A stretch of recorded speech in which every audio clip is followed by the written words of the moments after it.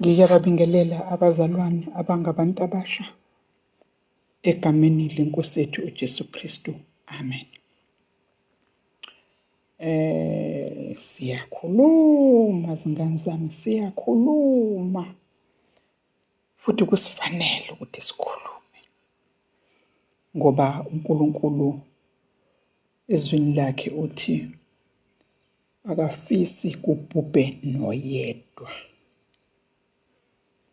uNkulunkulu akafisi kubhubhe ngisho umuntu oyedwa. Manje-na-ke uNkulunkulu engafisi kubhubhe noyedwa, lokho ukushiso uthando. uNkulunkulu bantabami unothando olu-unconditional. Uthando olu-unconditional. Ingako kwazi kwafika esimweni sokuthi anikele ngendodana yakhe enguJesu Kristu. uJesu-ke uyindodana kaNkulunkulu. uJesu unothando, uwuthando, uyathanda. Ubobuka ngoba uthando lwakhe waze balidisplaya ngokuthi endaweni yethu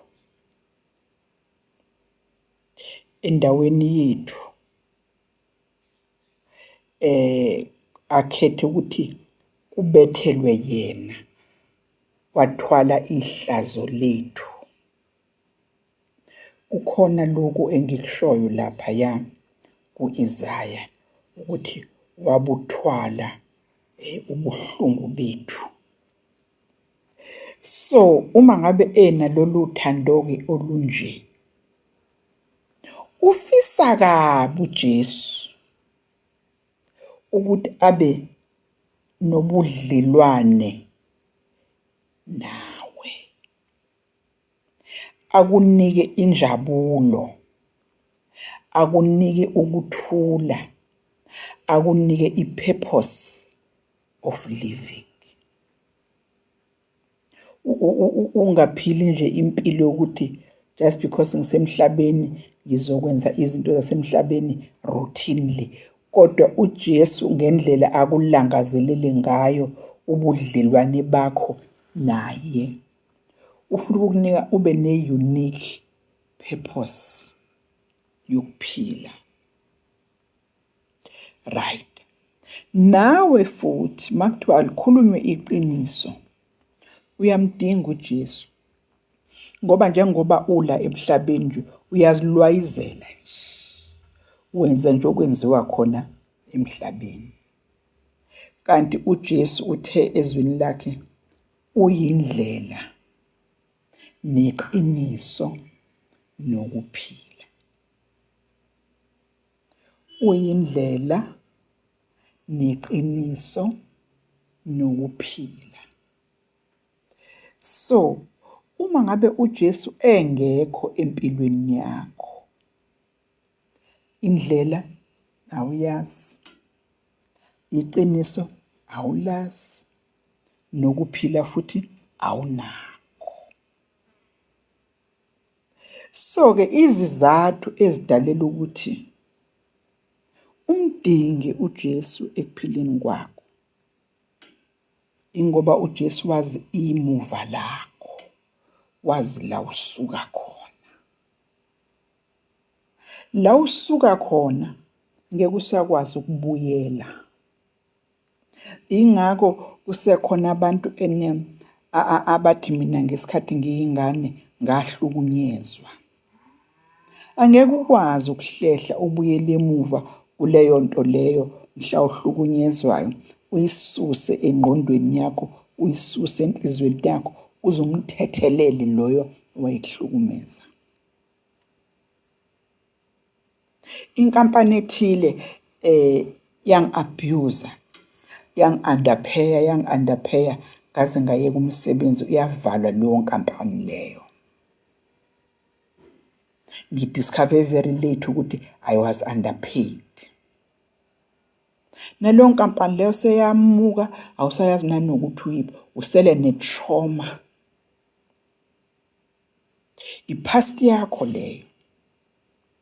Uzohamba manje ama-psychologist nama-therapist ngenxa yokuthi uze wangena kwi-depression because of that trauma. Yokuthi emhlabeni kwadlalwa ngawe. Kodwa uJesu angakwazi ukuhamba ahlehla afike lapho. Akupholise amanxeba. Aza kutholela umsebenzi ongcono. Ozoholela kangcono. Ozoze uvale ngisho isikhala saleya nkampani eyak-abuse.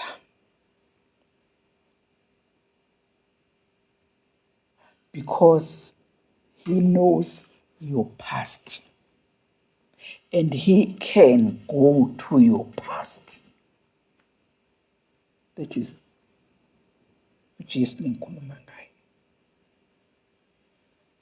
uJesu uyakwazi ukusula izinyembezi emehlweni omuntu.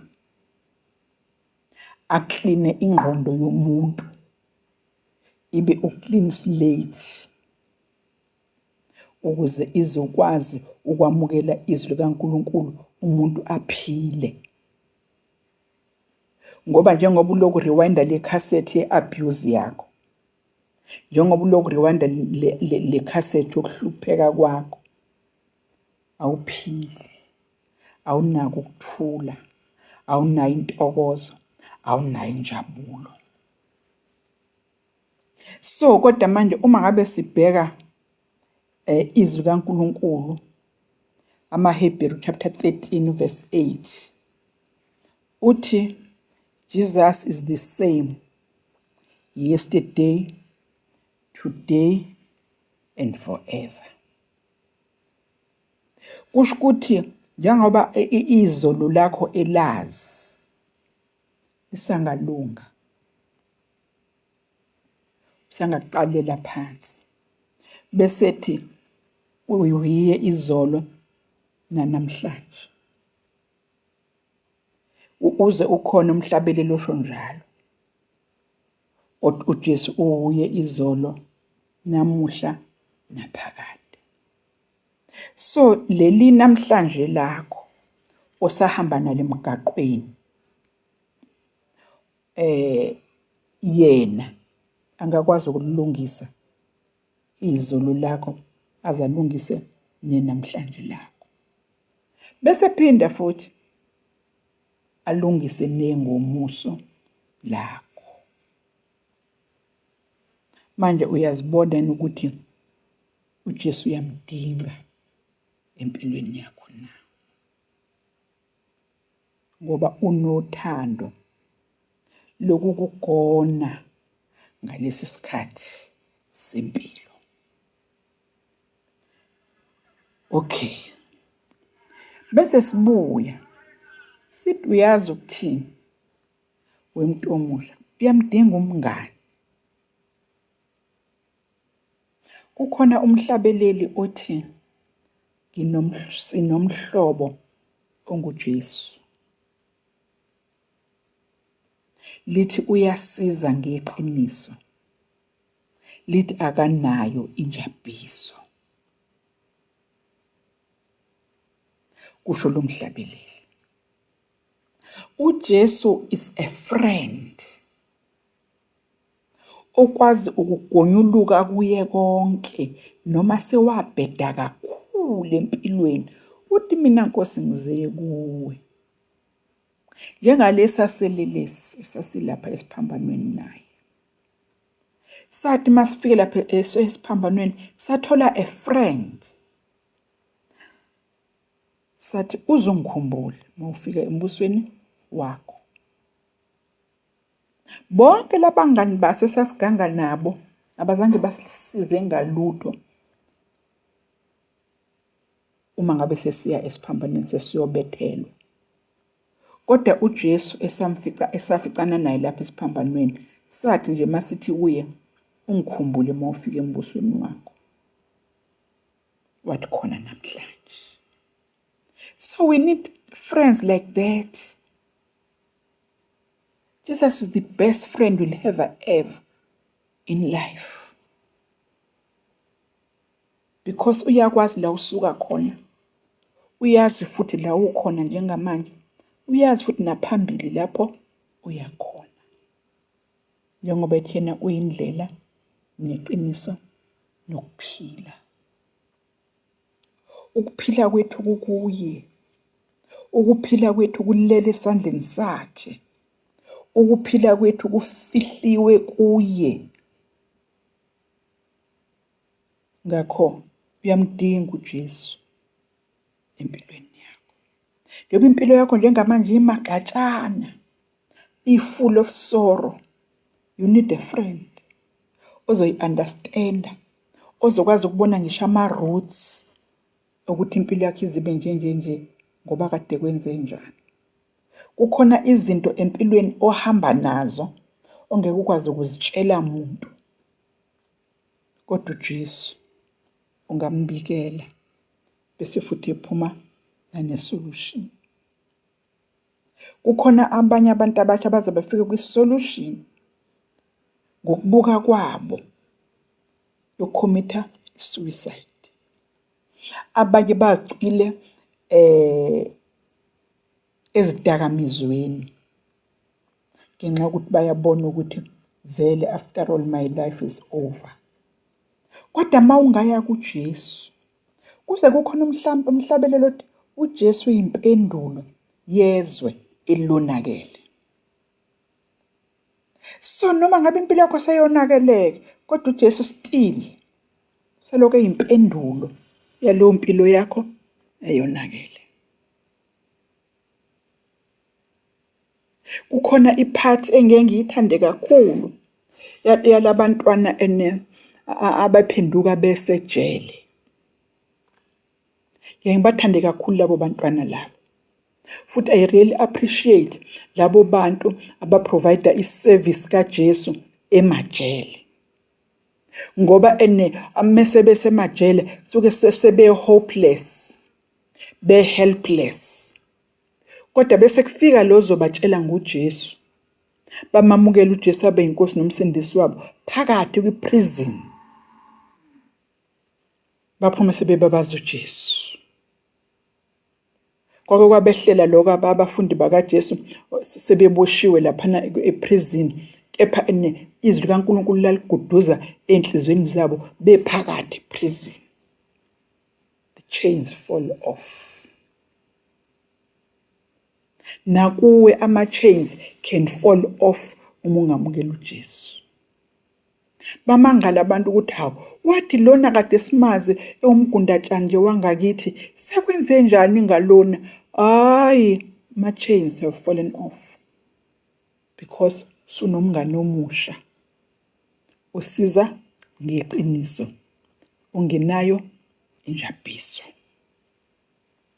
Bese futhi okwesithathu okudalela ukuthi ngithi kuwe umuntu omusha uyamdinga uJesu. He holds your future.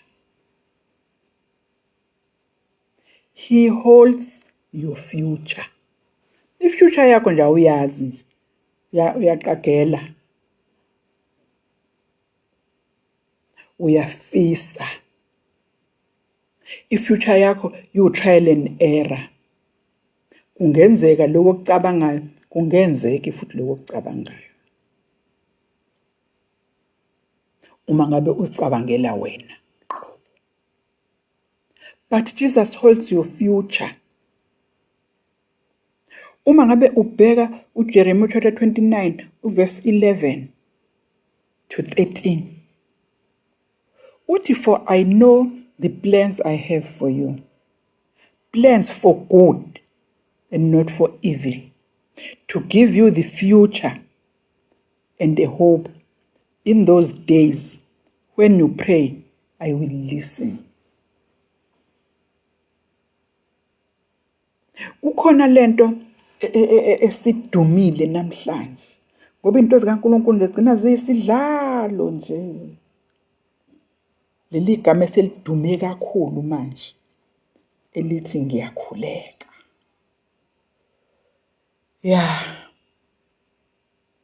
Wonke umuntu ophezu kwenhlabathi Kodwa ngiyakhuleka. Kukhona izwi kaNkulunkulu lapha ya. Ku-Isaya. La ethi ingalo yami ayifinyeziwe ukusindisa. Nendlebe yami ayinzima ukuzwa umkhuleko wenu. Kodwa manje ububi benu, ububi bomuntu, isono somuntu sivala izindlebe zikaNkulunkulu phaqa kumkhuleko. Baze bathi abanye uNkulunkulu uyashesha ukuzwa, kodwa uyaphuza ukuphendula. Izindlebe zikaNkulunkulu bantakwethu zivalwe ububi bomuntu. So manje kodwa uyamuzwa la kuJeremiah chapter 29 lapha verse 11 to 13 uthi umugqa wakhona ogcina, in those days when you pray I will listen. Kusho ukuthi uma ngabe sewuthathe uJesu waba inkosi nomsindisi wakho, wamemukela, wavuma, wathi I surrender all. Ngisarenda ingqondo yami, ngisarenda inhliziyo yami, ngisarenda ukuhamba kwami. How? When you pray, God will listen and will give you the answer. So he holds your future. He holds your future. So bantu abasha, niyamdinga kakhulu uJesu ezimpilweni zenu. Njengoba silana nje kulesi simo nje esinjena nje, lempilo nje njena njengamanje nje. uJesu uyimpendulo yezwe elonakele. So ke nawe as a person ungabheki abanye abantu ukuthi obani bonile. Benze kahle nabo bona njengoba nawe wonile. So you cannot point abanye abantu ukuthi obani bonile ngoba bonke abantu bonile basilalelwe inkazimulo kaNkulunkulu. Kodwa ke inkazimulo kaNkulunkulu ikhona. Inkazimulo kaNkulunkulu uJesu. Bekokusiza ke nawe ukuthi umamukele uJesu abe inkosi nomsindisi wakho. Uma ngabe ke ufuna ukumamukela uJesu namanje, njengoba ngikhuluma nje, ungamemukela uJesu. Ungasho lo mkhuleko emva kwami. Ungabi nandaba nabanye abantu abakhona lapho ulalele khona. Ungabi nandaba nabanye abantu abazozwa kuthiwa wena ukhulekela umkhuleko. Hayi, khohlwa omunye umuntu. Dlula emntwini. Ngiyafisa ukukhuleka nawe lo mkhuleko. Nkosi uJesu, ngiyakumema ekuphileni kwami. Ngiyakholwa ukuthi wafa esiphambanweni ngenxa yami. Wakhokhela izono zami ngegazi lakho. Wanginikeza ukuphila okuphakade. Ngokukholwa ngiyakwemukela ukuphila okuphakade. Ngokukholwa ngiyavuma ukuthi uyinkosi nomsindisi wami. Ngokukholwa ngiyavuma ukuthi kusukela namhlanje impilo engizoyiphila izobe isesandleni sakho. Ngiyasarenda namhlanje. Nginikela impilo yami kuwe ngegama likaJesu okuyilo lodwa esinikezwe lona. Amen. Uma ngabe ke sewushilo lo mkhuleko, you are born again. Ufana nalapha ya lapho uJesu ayehleli khona naleya nsizwa eyayilida abaFarisi. Into ke sekufanele manje uyenze ukuthi-ke manje uzihlanganise nabazalwane. And God will lead you kubazalwane la uzokwazi khona ukuphila a Christian life. Amen.